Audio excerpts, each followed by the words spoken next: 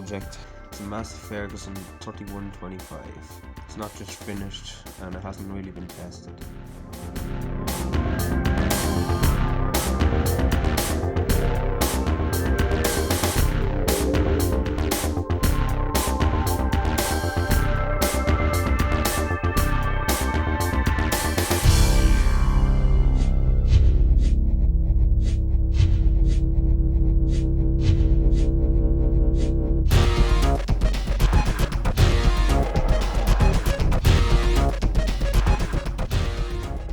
It is a 6-cylinder straight air engine.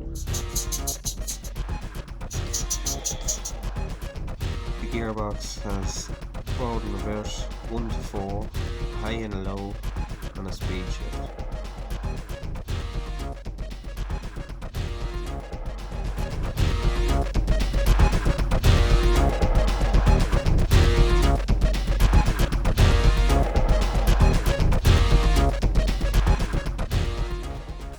It has rear hydraulics, telescopic hitch, and a 2-speed PTO.